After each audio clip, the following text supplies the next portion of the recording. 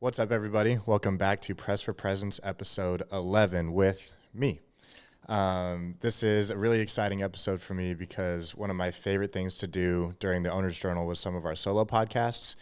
Admittedly, it's a little bit uncomfortable because we get to be in this spot so often where we're asking guest questions and we don't really have to worry too much about kind of telling our own story and talking about the things that we're talking about and stuff, which is nice because the preparation that we have to do is very external. So doing research on guests, talking to them beforehand about the things that are on their mind and stuff like that. Yeah, so it just is a totally different process. But these are fun because it takes all of the things that I'm kind of thinking about right now, different things that I've heard, different quotes, different things that I've read. It gives a little bit more of a platform to flesh some of that stuff out. So really excited about this one. This is my first time since like way before I ever even started a podcast, just yapping on a mic by myself, which is actually some of the practice that I used to do when I knew that I wanted a podcast someday, just recording on my phone. So here we are. Thank you for being here for the first one and for bearing with the struggles that I'm sure will come from it. Right now, our setup for our cameras we've got one sitting on top of a dresser over here, on top of a paper towel roll, and another one with an upside down bowl that has a salsa thing on top of it, and then some folded up paper towels to make sure that the camera angle looks great. So this is what it's like traveling for a podcast down to Belize and trying to do the dang thing and stay consistent and all the rest of the stuff. So super happy to be here. And yeah, thank you everybody who has been listening up to this point. The last 10 episodes have been a ton of fun. We've gotten to talk to some of my favorite people from Sheridan and Boise and Billings. And it's been really cool to kind of have creative freedom around the entire thing. So I'm very excited about that. Very excited about some of the feedback that I've been getting as well. The Owner's Journal crowd was so cool and so gracious to me about when I switched over to doing my own thing. There was a lot of people who found value in the things that Clay and I talked about, and you guys have just been super supportive of everything so far. So for everybody who came from there and everybody who are friends, family, supporters, and all this stuff, it really means a lot to have you guys kind of along for the ride, and the encouragement is super helpful, both on days where this is super fun and on days where it feels like the big looming question of what the hell are we doing here. So super stoked about that. And yeah, we'll get into the show. Question number 1 is from Hunter Fisk. So shout out Hunter. She says, what gets you up in the morning? And sorry, I'm kicking the table and it's jacking camera angles up. This question to me is one of my favorites, and I think that these are the kind of questions that should be asked more when we're meeting somebody, instead of getting caught in that constant loop of, what do you do for work? What do you do for work? Where are you from? This kind of stuff I think is a lot better question to get to know people.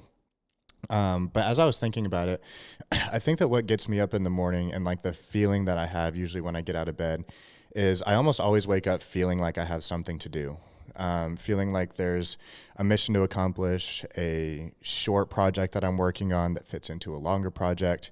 And quite frankly, I almost feel like I'm kind of pulled out of bed each day instead of feeling like I've got that push motivation.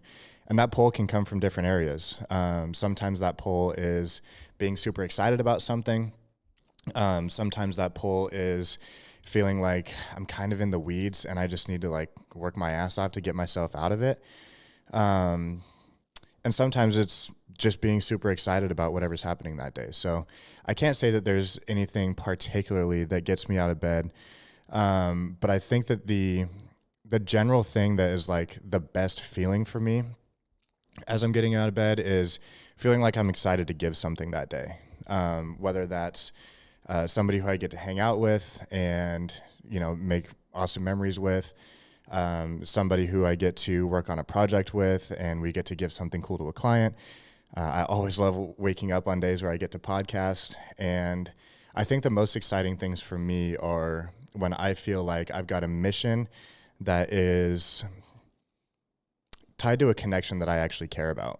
Like like I said, giving somebody an awesome result, having an awesome conversation with somebody.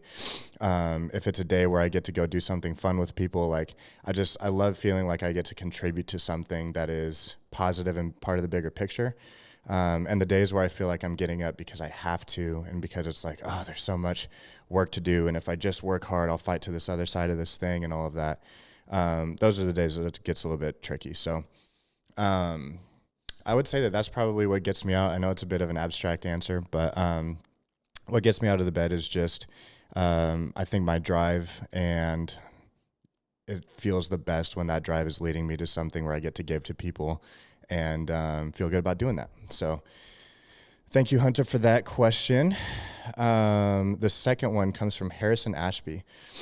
What are your thoughts on doing something you enjoy, making minimal money, and living a simple life versus chasing a big lifestyle and doing something that you might not actually enjoy? This is a huge struggle for me, honestly, and it's been super present lately because I kind of feel like my energy is split, at least professionally, between two different things right now. I feel like I know that the last, 3+ years have been spent trying to build Storyline Media, which is my media company. And that was really the only place professionally that I had to put any energy before. It is a project where I started from just me doing everything. I was the copywriter, the shooter, the poster, the salesperson, the accountant, like you name it. I was doing it, to now having a team, but also having all of the things that come with a team, having to manage people, getting to manage people, having the pressure of continuing to retain clients and do a good job for them, to continue to grow so that there's more exciting projects for everyone to work on. And it really has turned into a very exciting thing, but I feel like it requires more of my time and kind of adds a little bit of pressure to put energy towards it. So that's one side of the coin. And then the other side of the coin is the podcast, where I really feel like it is my passion project. This is the thing that I think I've been the most excited about for the last probably 4 years, even though Clay and I recorded our first episode of the Owner's Journal a little over a year ago. And it's the thing that feels the most aligned to me. It feels like it is the avenue that I can do the most giving, whether it's giving great ideas to people, giving people I care about a platform where they can share their stories and their ideas and their insights. And I think that it's been very tricky for me because the media company is what brings me my money. It's what brings me the ability to work on the podcast, to travel, to go to different places in order to record episodes and do all of these things. And so I have to make sure that that keeps going well, to support myself, to support my team, and support the people that trust us to work with them. But at the same time, the podcast is such a passion project for me. And that gets me so excited waking up and getting out of bed every morning. But it's not bringing in any money yet. I think a lot of times it is, whether you like it or not, it's a data discussion. Anytime that you're looking for sponsors, if you're looking for ways to monetize a podcast and different things like that. And it takes time. We've got a bunch of really cool people that are listening to the show right now, from creatives to entrepreneurs and artists and all of these different things. But it takes time to continue to find more of those people, to share the podcast in the right places, to share the right messages. And it's difficult for me at times to have that patience, knowing that this is what I want to do, but that the energy that I'm putting into it right now is not bringing me any financial gains that I can continue to support the podcast with, or the media business or anything else with. So this really is a big split for me right now. I think that one of the things that I wonder if I envy sometimes is the people who have very simple, I don't want to say goals, but have a very simple vision for what a beautiful life looks like for them. It could be any profession, whether they're a bartender, a painter, a business person, a 9-to-5er, like it doesn't really matter, but somebody who's got a vision that is something that's reasonably attainable.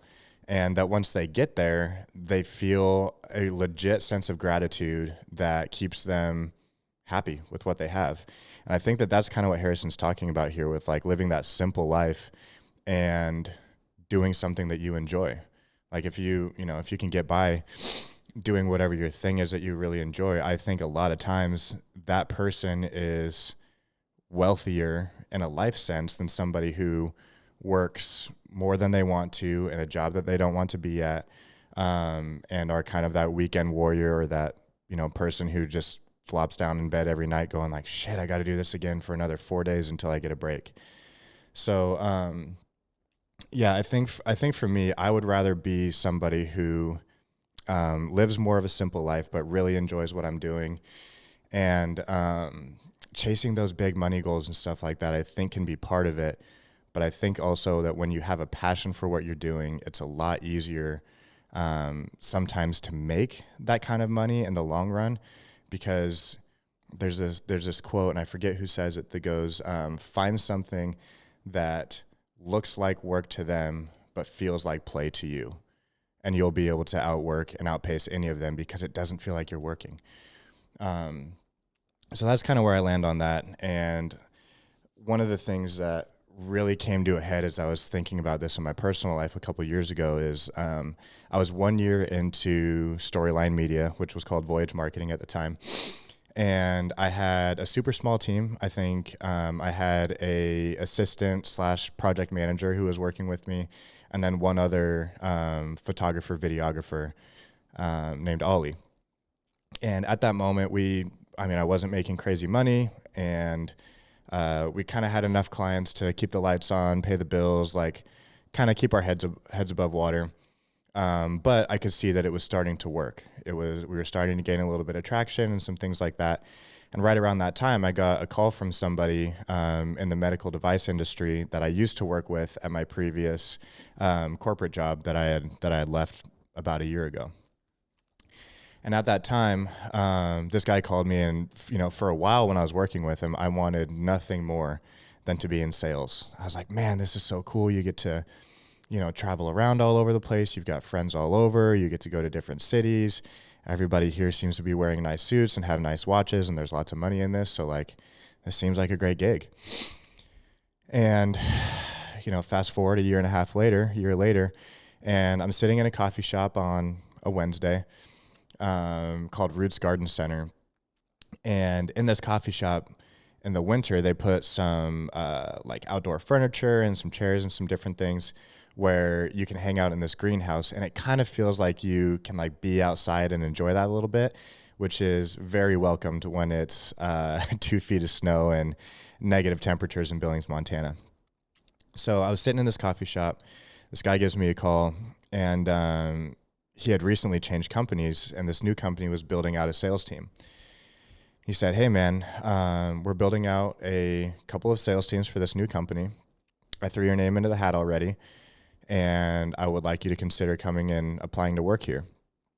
He said, we're building out a capital sales team, and we're building out a clinical sales team. And I think that the clinical sales team might have a position for you on this staff. So a year and a half earlier, this would have been the perfect call for me to get. The compensation package was probably 3 or 4 times what I was making at the time, running Storyline, and would have been, multiple 6 figures, probably year one, great exit a couple years down the line. The finances look great. And I told him I'd apply for it.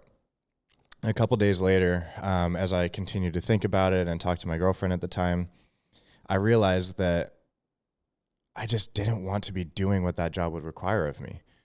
I hate being inside of hospitals, and that job would have required me to essentially be whining and dining and trying to sell physicians on using this medical robotics product. And as I thought about it, I was like, yeah, man, but like, I'm going to have to move, which, I welcomed at the time. But once I move, my circle that I have is going to be gone. I won't be able to spend as much time with them. And the thing that I'll be spending my time doing is waiting in hospital waiting rooms for physicians to tell me yes or no on this robotics device.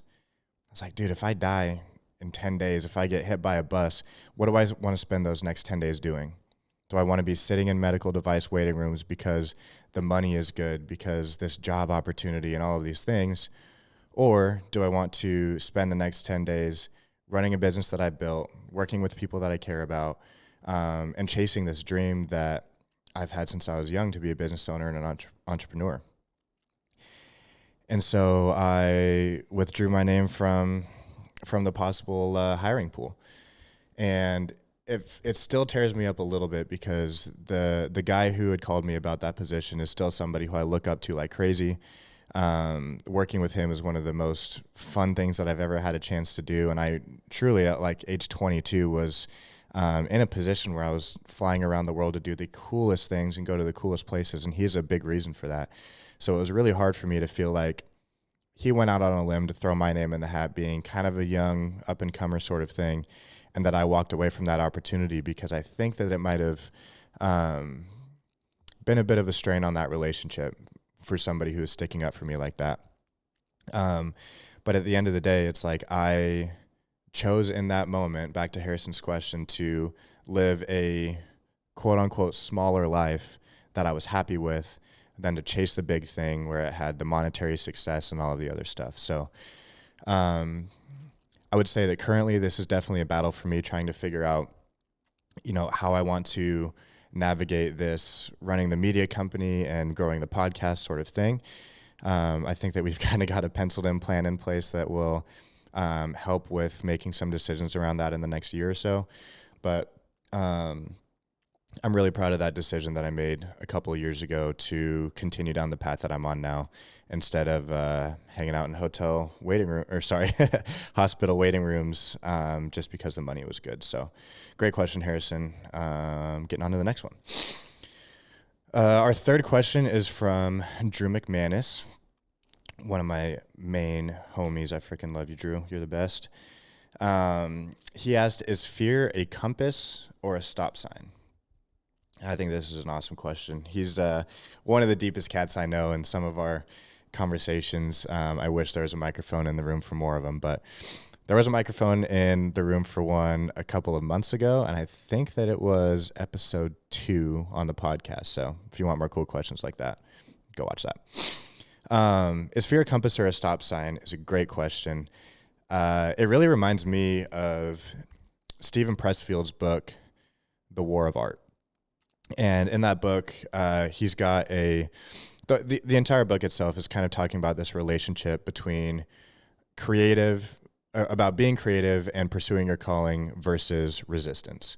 And the idea of this resistance, one of the ideas is that when you get the closest that you've ever been to embracing what you're supposed to be doing, you're about to write that book, you're about to launch that business, you're about to do whatever the thing is, or you're at kind of that breakthrough moment, that resistance gets the highest during that point.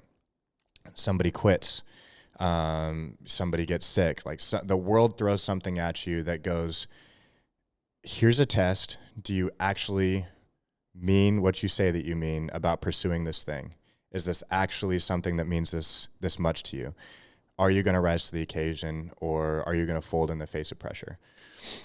And that's been such a helpful frame for me to think about things, because in business and trying to do this freaking podcast and the creative things that I'm involved with and stuff, it does get difficult. And it's really easy from a zoomed out lens when you're sitting around having a coffee with somebody to talk about how hard business is.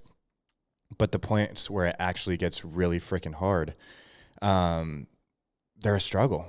They're a struggle, and there are things that are thrown at you where you think everything's good to go, and then your head of operations quits, or everything's good to go, and then all of a sudden you thought you didn't have to shoot anymore, but now you're back behind the camera for 3 months, and all of these different things where I think that the world throws this resistance at you to see if you really mean what you say that you mean, because there's a lot of people during those points of high resistance that fall off. And the ones who keep going are now the ones that are still in that talent pool, who are still in that that place of opportunity. So with that, I think that fear is a lot of times involved in that resistance. When there are times where something gets hard, I think there is that fear where it's like, okay, well, what are people going to think if I keep going forward and this fails? Or how much time is this going to take of me now that somebody on my team just quit? How much money am I going to have to invest in this thing? And what if that doesn't work out? What else could I have done with that? And I think that fear kind of comes down to a gut feeling. And I think that you can be, in these moments of difficulty, I think that you can be one of two things. You can be feeling like it's scary. You can have that fear, or you can feel like something's going to be hard. And I think that it's very important to draw the line between the two, because there are a lot of things where you get to this crossroad and you go, oh, fuck. This next phase of growth, this next thing that I want to do, it's going to take money, it's going to take time, it's going to take expertise. I don't know all of the things that I need to know yet to be proficient in this. And I think that can sometimes feel like fear, but it's not fear. I think that what that is like, it feels like it's going to be hard. And you're right about that. And in those moments where I've been there, I'm going like, shit, I don't feel like I'm the person that I need to be to accomplish this, to tackle this task. I don't feel like I have the resources. I don't think I have the know-how and all of these things. It's really important for me to determine, okay, am I feeling this resistance? Am I feeling this sense of fear because I think that it's going to be hard? Or am I feeling a sense of fear because I think that it is the wrong decision? Because if it's hard, the only thing that you have to do is just do the work. And sometimes the work frickin' sucks, and there's a lot of like feeling of resistance around that, but it's just going to be hard, but it's possible. Scary, on the other hand, I think that's when it's like, okay, if it feels scary, why is it feeling scary? If we already identify that it's not just that it's hard, what is scary about it? Is it scary because this might go against the person that I'm trying to be? Is it scary because if this thing over here is successful, then it's going to rip me away from everything that I love? Is it essentially something that's misaligned? So I would say that fear itself is a stop sign. And it's a stop sign, every time that you hit a stop sign, you do have the option to continue forward and go. But I think that it's a worthy stop sign because it says, is this something that you should actually be scared of? Is this something that's going to take you away from the things that you care about? Or is it just going to be hard? And if it's going to be hard, I think that you should continue forward through that stop sign. So love that question, Drew. And thanks for throwing it out there. Next one is from Kobe Jeffers. I'm with Kobe right now here in Belize. And I was preparing some of these final questions as we were while we were sitting in the barbershop waiting for him to get his haircut. I said, Kobe, hit me with a question to answer during this podcast. And he goes, the first thing that popped into his mind, almost no hesitation whatsoever, he goes, what are your thoughts on the New World Order and what are you going to do about it?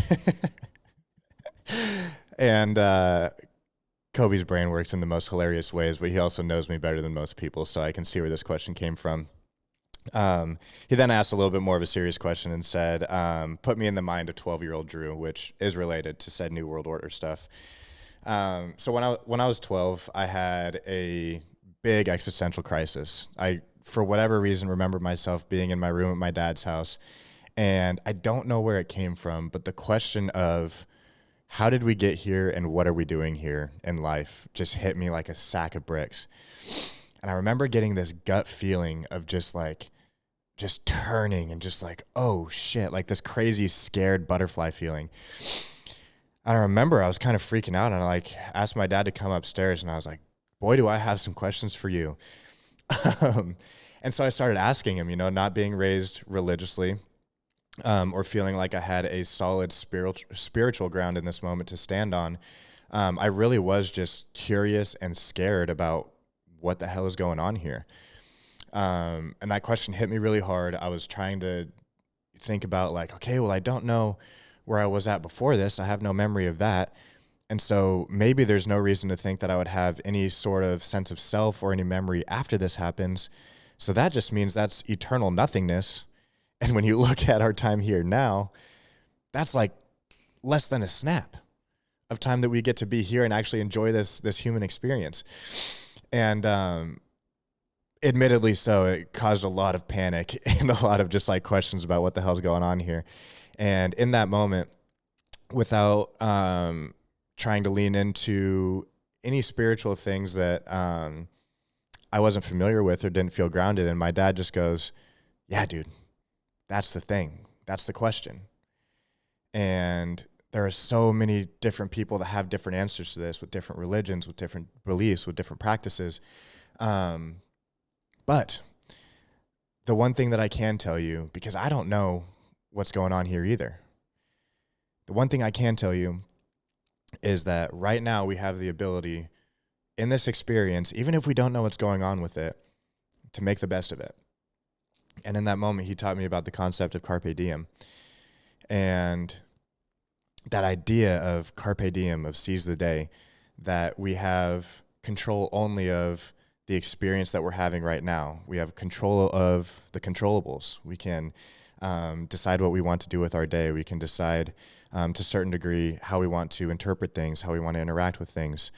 That to me was such a freeing piece of information, and it felt really good at the time. So that was what was in 12-year-old Drew's brain primarily for quite a while. I remember I used to have these, for a couple months, I used to have these like panic attacks, even though I didn't know that that's, how I would identify them at the time, where I would just like, that question would hit me again. And I'm just like, oh shit, here it comes. And it took me a little while to get over that. But I think that really shaped my, kind of my views on the world, and kind of like predisposed me to the interest that I now have in Stoicism, and some of the ideas of that philosophy. So that was what was going on in my brain. As far as the New World Order and what I'm going to do about that goes, don't know what I'm going to do about it. I think that this podcast is going to have to get a lot bigger for me to have any influence on that kind of level. But I did have a huge rabbit hole that I went down, where I learned about the Illuminati and the ruling class and all of these things. And I was the biggest conspiracy theorist and all of these different things for the longest time. And I realized at some point that I was like, you can only call people sheeple for so many times before you start to drive yourself crazy. And some of this information, like having it, isn't really doing you any good, because again, I was like a 13-year-old, and my Facebook profile and my time in math class was not going to change the world or change anything about any potential ruling classes. So no plan in place yet. As far as the New World Order and stuff like that goes, buy me a coffee and we can jump down the rabbit hole. So love that one, Kobe. Thank you for that. The next one comes from Keith Kippenhan. And he asked, any advice for finding your purpose? This is a tricky one, man. I feel like it's this answer is different for everybody. I think that there are some people that are born with a sense of it. There are some people who find it on accident, some people who kind of like work their way into finding it. So I don't think that I necessarily have advice for that. Going back to what we were talking about earlier, I feel like this podcast and the things that are kind of around it are my purpose. That being said, I didn't really find that until about 6 months ago. And so for me, I think that I struggled so long to try to figure out what my purpose was. And I knew that I wanted to be entrepreneurial. I knew some success goals that I had. I knew I wanted to be a leader. I knew I wanted to do all of these different things. And so I had a ton of energy for trying to figure out what that thing was that I could apply myself to. And it was a real struggle for me, because I feel like it created all of this angst where I felt like I had to be moving. I had to be working on something. I had to have that thing to apply all of this energy towards. And when I didn't have it, it felt like I was a loser. It felt like I was falling behind. It felt like I just had this sense of lack, I guess. Like I didn't feel like I was being who I wanted to be. And so the way that played out was, I started a couple little companies here and there. I tried to I tried doing this like financial literacy thing that was going to be an online programming for college kids and all this different stuff, and spent a whole summer on that thinking that it was like, getting me closer to my goals. And that ended up like never even making it past the launch stage. But I felt like I always had to feel like I was going towards something, like feel like I was doing something. And so once those gears were spinning for a long time and they kind of caught a little bit, and started to kind of find that groove and that traction with the media company. And so I think what was great about that is I got to start to deploy my creativity in a way that would benefit other people. I got to have a thing going on where I could exercise a bunch of different things that I liked in business, whether I liked it or not, because I had to be everything at the beginning. And it really started to scratch that itch of, okay, I found a thing that I am good at. I found a thing that I enjoy and a thing that people are willing to pay money for.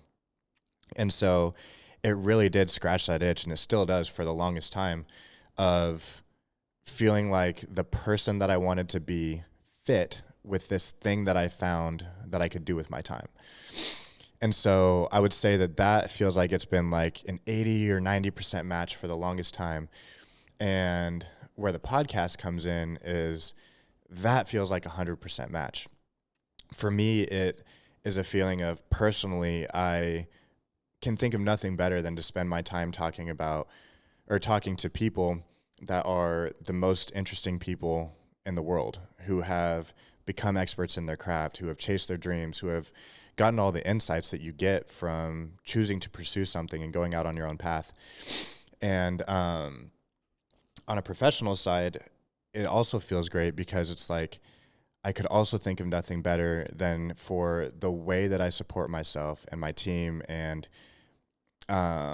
support my life, really, to be giving platforms to people that I care about, giving ideas, giving information, giving guidance where that fits to the world. Like, if I could be compensated for doing that, that feels way better than feeling like I'm choosing to do something that's extraction. Like, choosing to have taken that medical sales job would have been, I don't care about giving myself to the world in that way, but I would have just been doing it so that I can get the money that comes from that I can do all of those things. And so I think that I found my fit, and I found what my passion was, to answer your question a little bit more directly, by trying to find things that were directionally aligned and going down that path far enough to either say, yes, this is going to be my purpose, this is going to be my passion, or I think that when you're on that path, it actually gets you to a point where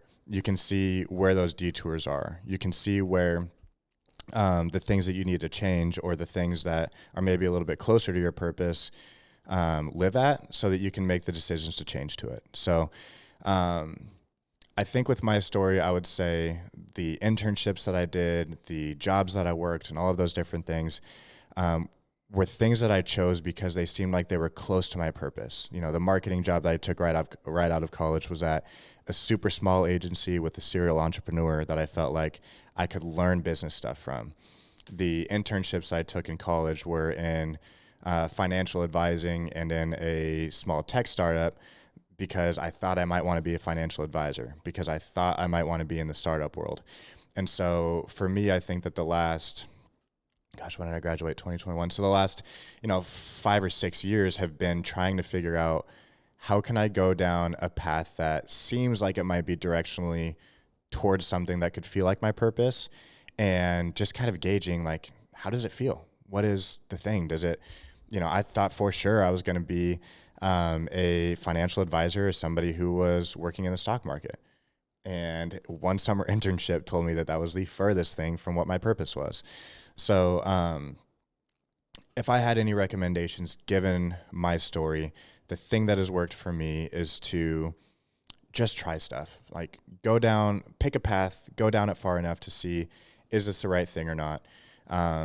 And I think that along the way, you'll be able to have some pinpoints or some landmarks to say, maybe this road isn't the one, but that little turn over there seemed like it might have been, or that detour over there seems like something that might be interesting. And I think that it doesn't necessarily have to be a straight 2-lane highway, but you can kind of take some different things along the way. So I think that, or I hope that helps. And best of luck to you, man. I think that's one of the most important things, is to ask that question in the first place. And I think it takes a lot of people a lot of time to find it.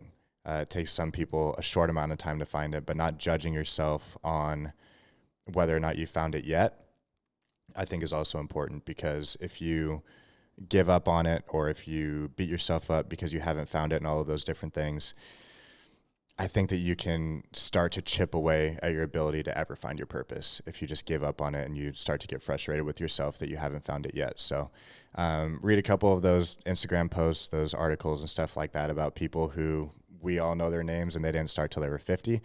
And hopefully that'll help a bit.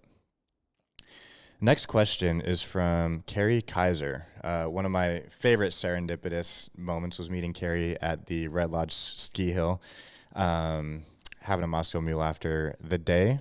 So shout out to Carrie. Carrie asked, what is your take on finding the balance between feeling like we are enough just as we are and striving to be better, smarter, fitter, more accomplished, more connected, more financially secure, etc.? Is there a reason or a season for each mode?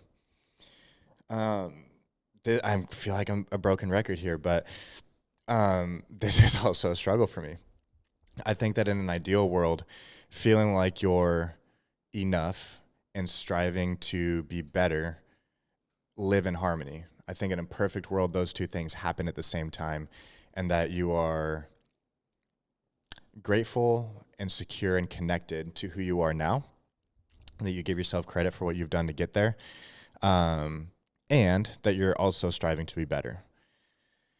The issue that I have with this one is it's very hard for me to live in the space where I feel like I'm enough.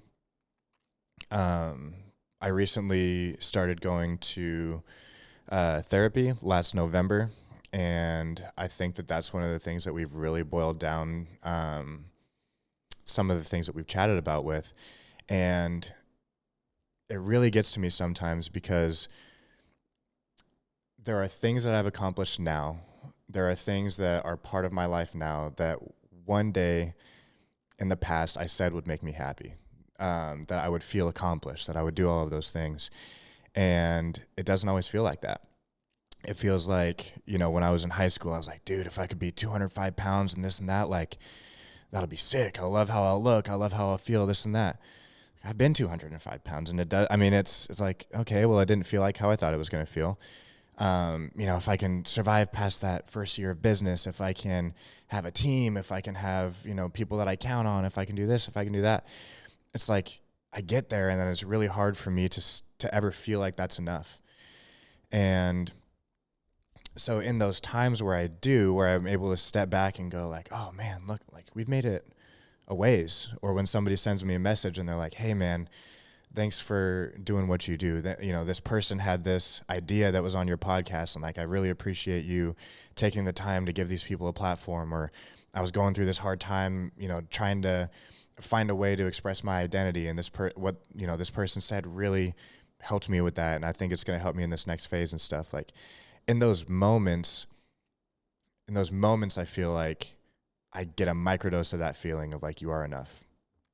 And I spend a lot of my time striving for the next thing. I spend a lot of time going, okay, what is my next fitness goal? What is my next financial goals? How do I get the business to a point where I can travel more? I can move somebody somewhere I want to move. What do I need to do to grow the podcast audience so I can get guests that I'm inspired by and that might bring more value to my listeners and that kind of stuff. Like, it's always, I feel like I spend so much time in that striving mode. And I think that tangibly, there's a lot of good things that come from that. There's a lot of things that you can point at where it's like, yeah, but this kind of, like, this increase in money came from being in that striving mode, or this improved physique, or this, winning your boxing fight, or doing all of these different things can come from that.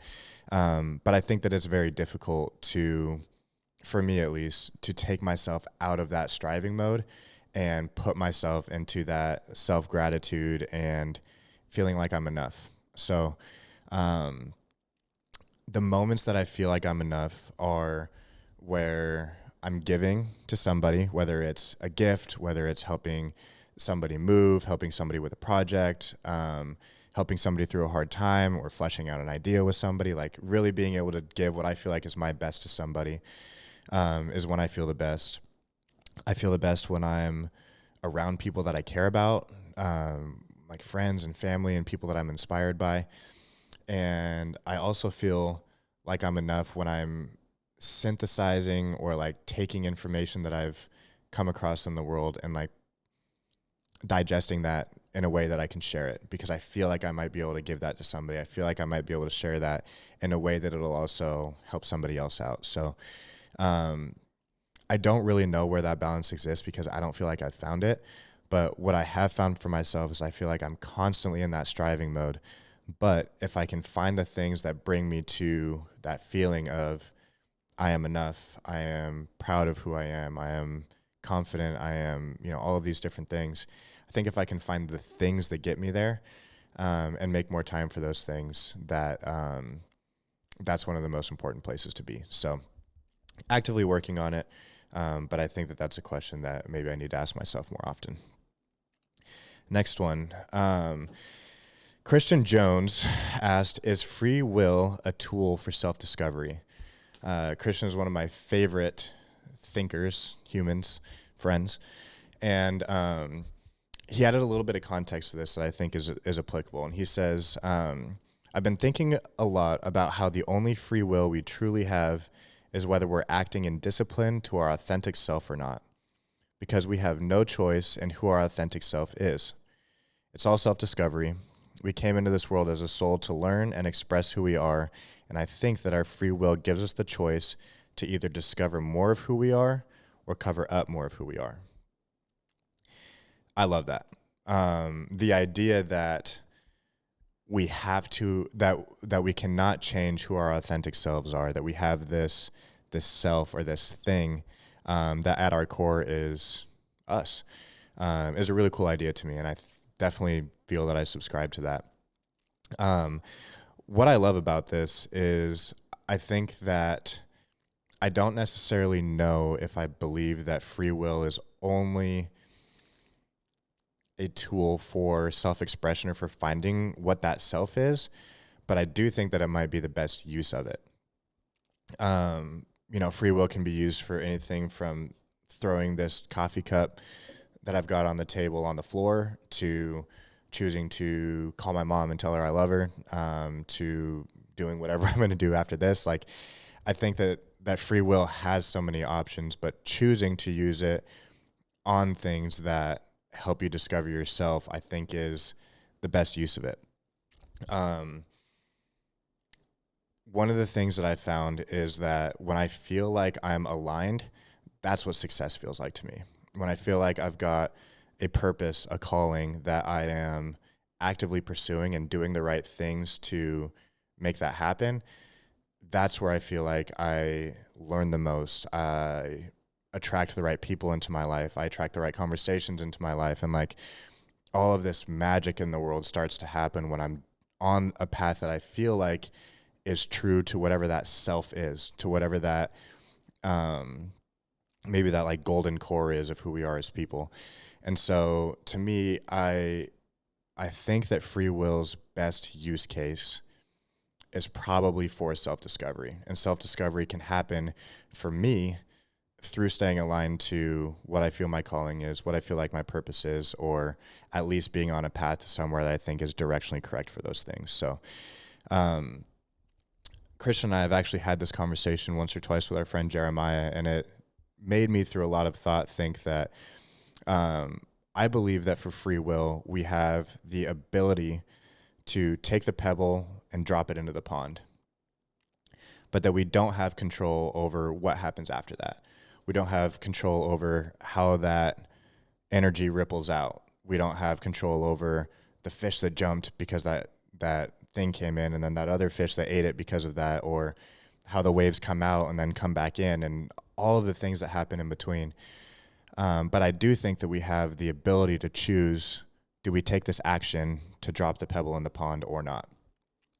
And depending on what that action is, I think that that's kind of how karma works also, is if we choose to do a good deed, if we choose to take an action that's aligned, if we choose to, move somewhere because it's closer to our family, move somewhere because it's somewhere that's going to help us achieve our goals, or, call that person because you need to tell them you love them, like all of these different things.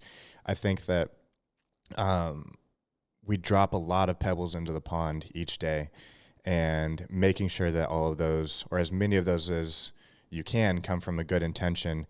I think that free will, I think that that's where free will exists, is we can control our actions, we can control the things that we do, but we can't control everything that happens after that. But just trusting that if we're doing the right things, if we have the good intentions, that the waves that go out and the things that come back are things that are meant for us and things that are going to help us achieve our best self and the things that we need to be doing. So, awesome question. I love that one. I think free will is definitely a tricky one. But if you're choosing to spend your time taking actions, dropping pebbles in the pond that get you closer to being your true self, can't really think of a better way to do that. So love that question. Can't wait to have coffee with you and talk more about it. The next one from at Callahan Projects, my boy John Williams. He just dropped in 90s Windbreaker Suits. For everybody who doesn't follow the Instagram, it's at Press for Presence. And the picture that I put up to get some questions for this Q&A episode was me hanging out in front of one of my grandpa's old cars. It's a 60s red Sunliner, and I'm in an all red Nebraska Cornhuskers jumpsuit. And I've got to give credit to both my parents for styling me better than I probably have ever styled myself, and for my grandpa for having cool cars. So 90s Windbreaker Suits, I am a huge fan. Bring them back. And if anybody's got a bead on an all red Nebraska sweatsuit and a red Sunliner, I would love to have both. So let me know. Number 9, my buddy Harrison Ashby. His question is, how do you gauge work-life balance? And he added some context that I feel is important as well. He said, what do you do to know when to turn it on and off? A lot of us high achievers will lose valuable relationships because we don't know when to turn it off and just enjoy life a little. What has helped you turn it off when needed? Again, actively working on it, man. This, for me, is one of those things where I feel like I've got this default that I'm actively fighting against. And my default is heavily on the work side of the work-life balance. To me, I'm somebody who loves to-do lists. I love action items. I love metrics and reports and crossing things off and seeing the results and all of those things. And work gives you a lot of that. You just have shit to do all the time. And when you do it, a lot of times you can see the result from it. When you take that person out to lunch and you make that sale, you can see all of the action items that got done, and the thing, like the money is in the bank, and you can say, okay, I did the thing, I got the result. Same thing with just doing active daily to-do stuff. I assigned the shooter went there, now we have awesome content, now our client is selling more stuff. It's like, it's got this constant feedback loop, and if you put the right things into it, if you put enough work, if you put the right work into all of this stuff, you get the results that you want from it. And I think for me, it's easy for me to get caught in that because in life, it doesn't always exist like that. I actually, Harrison mentioned losing a relationship to this, and that happened to me. I was very much in a place where I put work first, and I neglected so many things in my personal life because of that, and trickled into a lot of mistakes that I made and being a person that I didn't want to be because I was focused on the wrong things. The things that I was grateful for, if any, was business success. It was hitting metrics. It was doing all these different things. But what I was missing is little moments. It's so hard to track in your personal life if you putting work down for 2 hours around dinner time to help somebody cook and actually be present for that meal, you don't get a thing in your bank account from that. You don't get, a lot of times somebody giving you a pat on the back. There's no tangible metrics around that. And so I think that it can be easy for me to neglect sometimes. Same thing with choosing to, go and spend time with your friends over a weekend instead of taking another shoot or taking another job or hermiting out and just working on your computer. These things don't have the same kind of like quick feedback loop where you can see it come through in a notification or in a bank balance or any of these things. And so for me, a lot of times I have to remind myself that like the things that don't actually matter, the things that matter, that actually matter, a lot of times don't come with metrics. They come with people who text you and say, hey man, thanks a lot for coming over. Like really needed that today. Or it comes in the fact of like somebody like giving you a big hug where you can really feel like they love you. It comes from people answering the phone when you call them, whether it's good, bad, otherwise. Comes from your parents knowing that you love them, your siblings, your friends. And a lot of those things are so much harder to actually measure and actually gauge than the things that we spend our time on that are business pursuits. And so for me, I feel like, again, this is something that I'm actively working on, but when I feel the most out of balance is when I'm constantly working and I start to notice that things are slipping. I start to notice that I stop going to boxing in the afternoons because I want an hour and a half back to get some work done, or I stop going to jiu-jitsu, or in extreme cases, I stop going to the gym in the morning. It's like, if I just have these couple hours in the morning, I'll go work out this afternoon. I'll go work out in the evening. And I skip it in the evening because I want those hours back. And so for me, I think that gauging this it's important for me to know, what does it look like? What are the things that start to slip when I'm out of balance? Because a lot of times I'm not actively in a position where I'm like, oh, I just want to be working my life away. I want to be in grind mode. I want to be doing this and that. There are some times where I feel like that's required, but it's so easy to slip into that. Like nobody wants to be out of work-life balance, but it's easy to slip into it when it feels like these things are required of you. So to me, a lot of that happens very gradually, and I have to have these key markers where I notice, shit, dude, I've been skipping the gym, or I started, staying up way too late, or, whatever those things are. And those can kind of be signals for me where it's like, okay, dude, maybe it's time to, we need to book some dinners with friends. We need to have a trip on the books for something to look forward to. We need to find a way to go snowboarding this weekend. We need to find a way to get on the lake, like do something to bring back that energy and step away from everything and go like, oh yeah, this is what it's all about. It's not about the work. It's not about the metrics. It's not about any of those things. And that kind of brings me to my next point related to this, that one of the things that's been on my mind really heavily lately is the question, for what? Like, yes, you're doing all of these business things. You want to make more money. You want to have more clients. You want to do this, that, and the other thing. But for what? And that's what's out of balance when I find that my work-life balance is so screwed up, is my for what becomes about the work and not about why I'm doing the work. For what gets me to a point where it's like, okay, you want to have twice the client load that you can have right now. Okay, for what?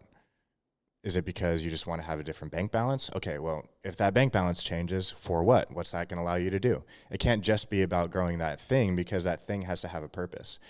And for me, when that purpose is, I want that balance to change because that will allow me to, move to a place where I feel like I can have my friends over again for the UFC fights and it's going to be a lot of fun, or I'll be able to pay for travel and I can bring a videographer with me because I want to inspire people to go take more trips and chase their passions and do all these things. Like when I can find that for what and actually have it be something that I'm connected to, that's when things feel like they start to get aligned. And unplugging and spending time with friends, spending time with loved ones, doing passion projects, that reminds me that it's like work is not, we don't do work just so we can do work.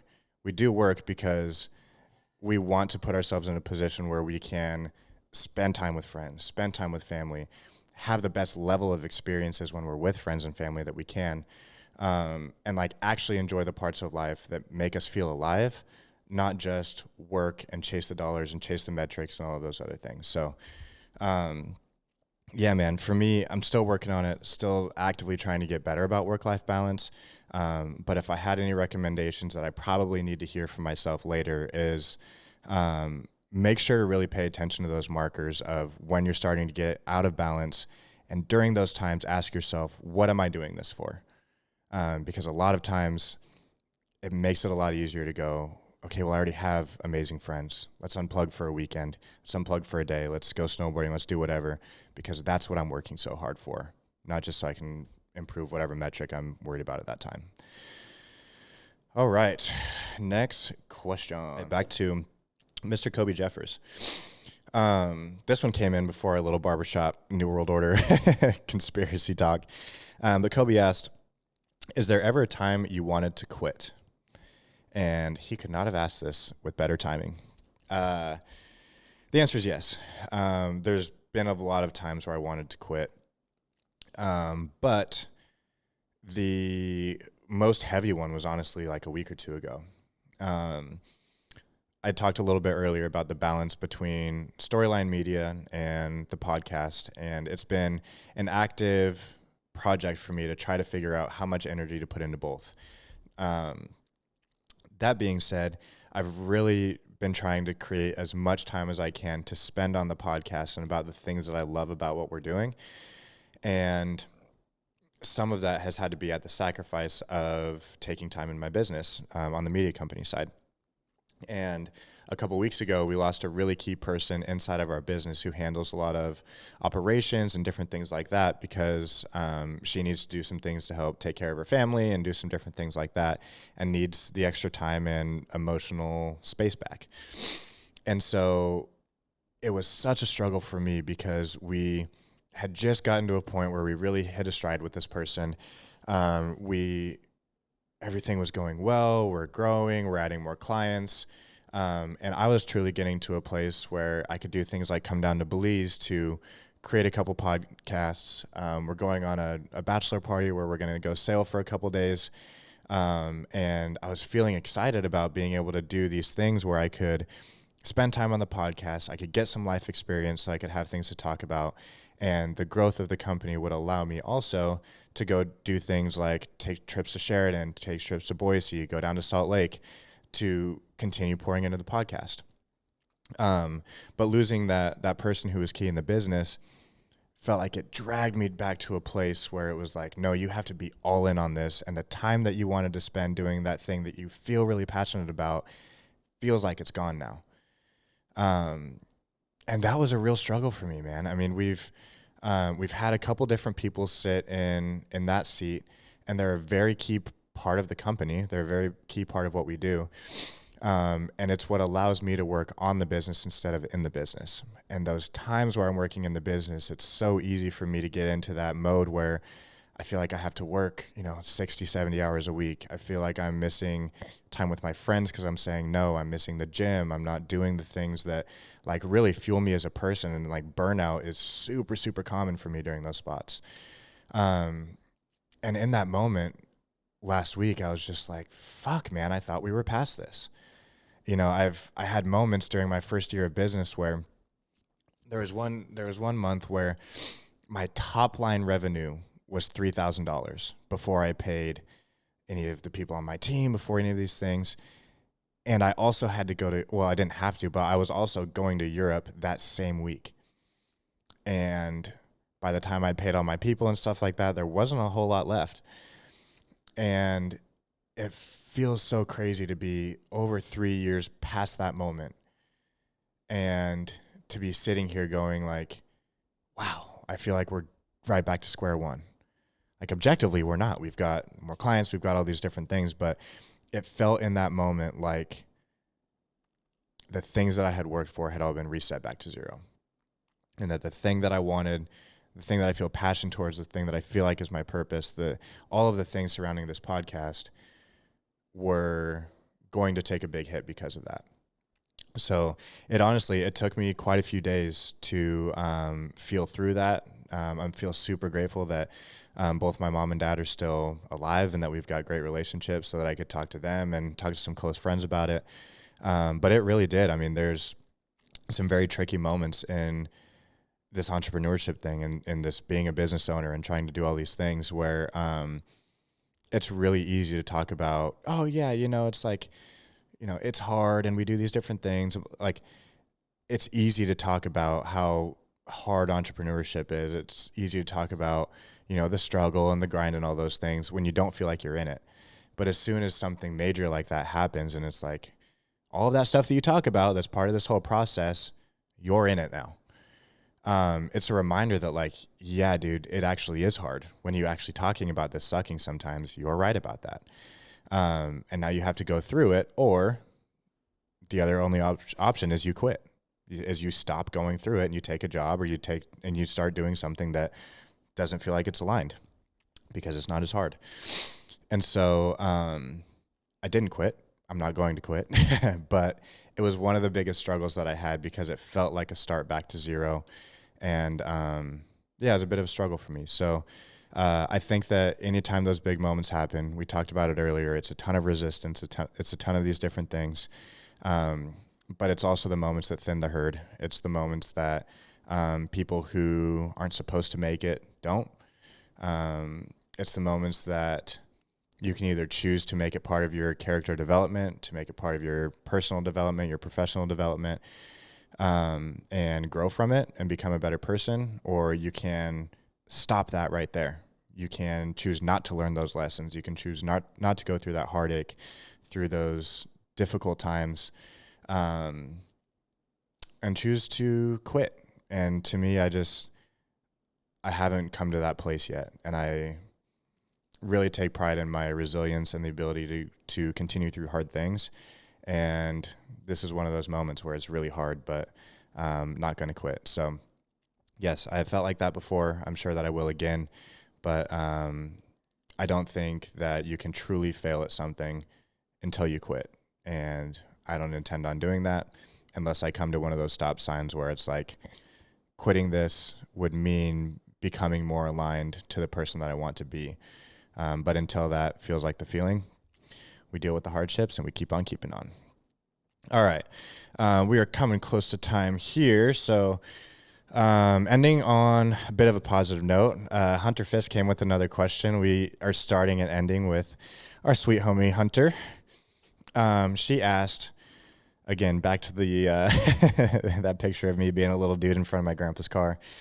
What would little Drew think about your life now? I touched on this a little bit earlier too. But that saying of we have achieved things today that we have achieved things today that we previously said would make us happy. And I can't run away from the fact that a lot of times I don't feel super accomplished. I don't always feel like I'm enough. I don't always feel like I've made it, and I truly believe that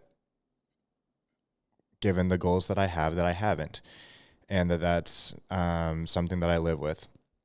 But that being said, I think that little Drew would have a totally different outlook on some of that stuff. First of all, little Drew always wanted to be older. I was always wanting to hang out with older kids. I always had older friends. I always looked up to my older cousin. Just the whole thing. I was like, oh, you guys get to drive. That's so cool. Or you guys are out drinking and having fun. That looks like fun. Or, I always saw these things where I was like, the next thing. And I feel like I really wanted to grow up kind of too fast. And in a lot of ways I did. But I think first little Drew would just be excited to be old and have the freedom that comes with that. And I think that that's really what I was chasing when I was young, is just looking around and going like, they can just do whatever they want. They can just fly somewhere and like they can travel, they can drive, they can have whatever friends, they can do this and that. And so I think that me wanting to be older was a chase of that freedom. And so I would be super stoked about that. I'd probably be stoked that I can get an afternoon coffee and be hanging out in Belize on a Sunday. So little Drew would be stoked about that. I think he'd also be proud that I'm doing my own thing. In that picture, I was too young to really know that I wanted to be an entrepreneur, that I wanted to be any of these different things. But I always knew that I wanted to be a leader.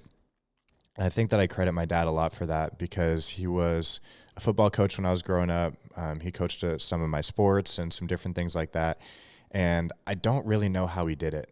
But I think that he really instilled in me as I was young that it was an aspirational thing to be a leader, to lead by example, to be somebody that people wanted to model their lives after, to be somebody that inspired people to be better, to be somebody who brought out the best in people. And I've really chased that kind of my whole life. I always wanted to be that person in sports. I always wanted to be that person in business. And now I think that I want to be that person just like by the person that I choose to be. And so I think that little Drew would be really proud of the ways that I lead, whether it's in business or in these different things. And I definitely have my slip ups, but I think that being in a position where I feel like I get to impact people in a positive way would be something that I'd be really, really stoked about if I was looking at me now. That being said, if we would talk to Drew when he was 17, I remember that we, as part of, I think it was either my junior or senior year, I had an English teacher named Miss Ruxton, who was one of my favorite teachers. And she had us do an exercise where we wrote to ourselves in 10 years. We wrote a letter, like handwritten letter. We folded them up, licked them, put them in an envelope. And I think that she said that somehow she finds a way to get these to people. And I don't know if I believe it because I would have no idea how she would find me now. Maybe this podcast will get big enough sometime. She still kept them. But we wrote this letter. And for whatever reason, I remember wanting to read this one line that I wrote. And I think it kind of defeats the whole purpose of writing to yourself in 10 years because I think the idea is that you forget about what you wrote. But I wrote in the first line, I said, "Well, Drew, we're 27 now. And if you're not reading this from your yacht, something must have gone wrong." And so that moment is going to be about a year from now. And some pretty dramatic things would have to happen for me to be sitting on my own yacht, at least during that moment, which, hey, you never know. A year's a long time. But that just cracked me up because I feel like by the time I was 17, I have these massive dreams for myself, and I'm going to be, this young entrepreneur and financial advisor and in the tech space and doing all these different things. I'm just going to be balling out of control by the time I'm 27. And I've had a lot of really cool life stuff that I don't think that I would trade for being miserable and being able to open that letter on a yacht. But I do think that it's funny how different some of those different phases are, some of those dreams that you have for yourself, some of those ideas about reality and some of those different things. So I think that overall, if I were to look back on me being younger and me kind of growing up, I think that I would be proud of where I'm at now.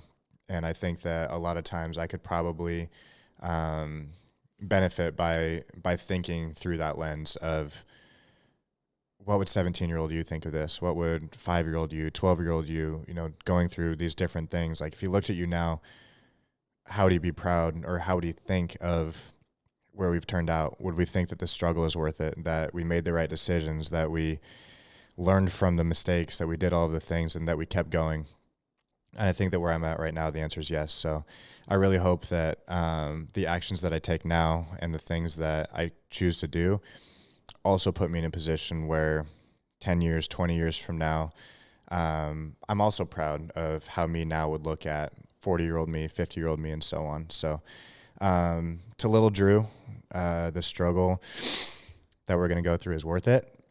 And I hope that we continue to lean into leading people and being a good example, because that's something that regardless of the situation that we're in, nobody can take from us. So we got it, young man.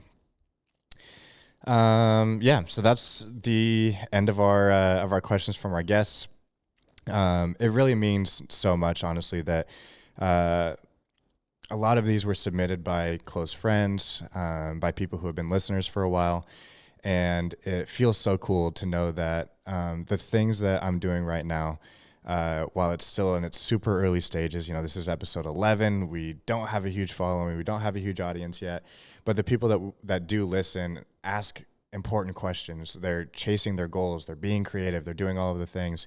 And though I would rather have 10 of those people listening than have 1,000 people who don't give a fuck. And I truly think that the people who have started to gravitate towards what we're doing with this podcast and the message that we're putting out has been so cool, because I feel like it's brought some really cool people into my life, and it's brought some really cool people into the sphere of what we're doing as a community, of people who are intentional about how they think, are intentional about the way that they live their lives and the decisions that they make to find their purpose and chase it and really go all in on just being the best versions of themselves. So it really means the world to me for everybody who took the time to submit questions, who listen intentfully enough to ask good questions, and honestly, who just support me and the thing that I'm trying to build with all of you through this project. So that really means a ton to me. We are planning on recording a couple of episodes this week as well. I'm hoping to get one or two done on the boat that we're about to leave on in about an hour. So we'll see how that turns out. And yeah, super excited about everything that's going on right now. So thank you guys so much for being here in the early stages. I'll try to shoot for one of these solo podcasts once every couple months. I really enjoy doing them. I think I've got a long ways to go as far as being able to yap in front of a camera for an hour. So just like many of the things that are going on now, hopefully you guys continue to grow with me and can kind of see the progress as I continue to try to be a better interviewer, a better speaker, more thoughtful, and try to bring the best ideas and the best concepts and the best conversations to you guys who give me your most valuable asset, which is your attention. So this will be it for the last podcast. This will be it for the first solo podcast. Hopefully not the last one. Some things would have to go sideways on the boat for that to be the case. But thank you guys so much for listening. Thank you for being here. If you've made it this far, shoot the podcast to one of your friends who you think is also somebody who's a creative thinker, somebody who is pursuing their passions or actively looking for it, and trying to be the best version of themselves. I think that this community that we're building is probably the most special thing. And if this project never brings a dollar, never has a viral success or anything like that, just being able to create a group of people in a community who are doing all of those things, I think is a huge win. So find those people, send it to them, and if you like the show, a great rating on whatever your favorite platform is would mean the world too. But until then, we'll see you at the next one. Be where your feet are, and I love you. Peace.